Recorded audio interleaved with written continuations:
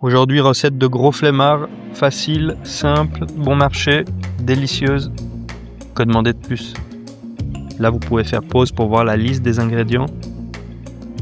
Et vous allez voir que c'est super simple. On prend du chorizo. Là, j'ai pris du chorizo piquant, un oignon, 3 gousses d'ail et c'est tout. Ensuite, on va utiliser aussi un petit peu de vin blanc. Et on va tout de suite commencer par couper très grossièrement le chorizo. Donc on se casse pas la tête, on peut couper en petits cubes. De toute façon, ça va être mixé.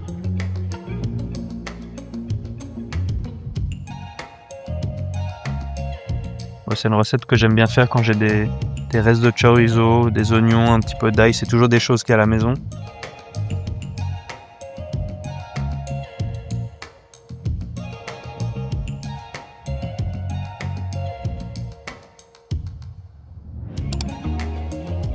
L'oignon, on se casse pas la tête. Alors là, il a un petit peu glissé. On le coupe grossièrement.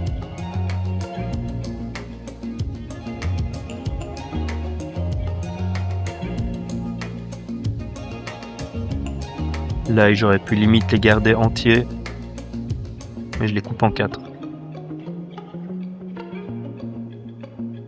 Et c'est tout niveau préparation. Uniquement le chorizo, l'oignon, l'ail. Donc ça, on réserve. Et ce que j'ai fait, c'est que j'ai mis les chorizos dans une poêle, départ à froid. Donc j'ai rajouté un petit peu d'huile, parce qu'en fait, je me suis rendu compte qu'il ne rendait aucune huile. Et là, on fait revenir à feu moyen haut le chorizo, les oignons, l'ail.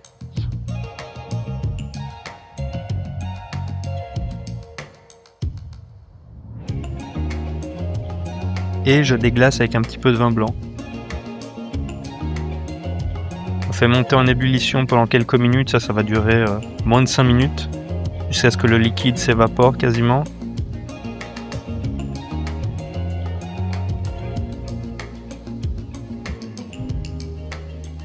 Et on rajoute la crème.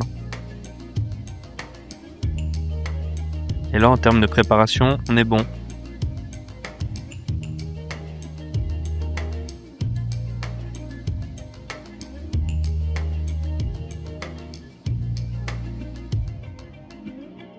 Donc là, on a un mélange de chorizo, ail, oignon, déglacé au vin blanc avec un petit peu de crème et c'est tout. On verse le tout dans un mixeur en faisant bien attention de ne pas mettre la moitié à côté.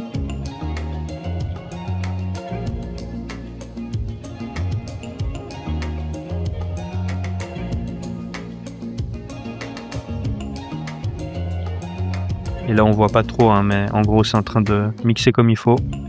Ça prend quelques dizaines de secondes, même pas. Ensuite je vais verser la préparation directement dans la poêle, feu moyen, faut éviter que ce soit trop fort.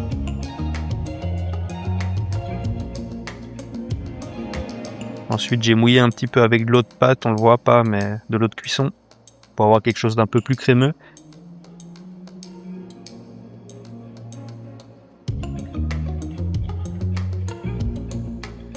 Et ça c'est les fameux radiatori, délicieux, qui sont très bien pour tout ce qui est sauce. La sauce, elle vient s'incruster dans tous les coins, les petits recoins de la pâte. Je la recommande vivement.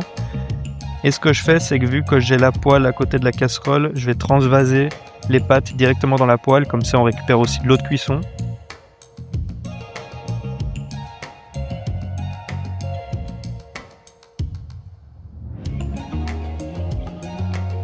Et on mélange, tout simplement.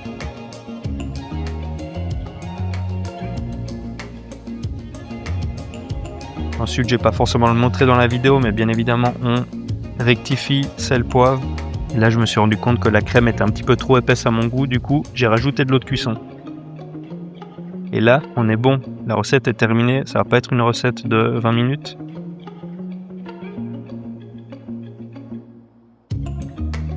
Et ça a été accompagné avec une cuisse de poulet désossé. Donc on peut soit le manger tout seul, soit en accompagnement.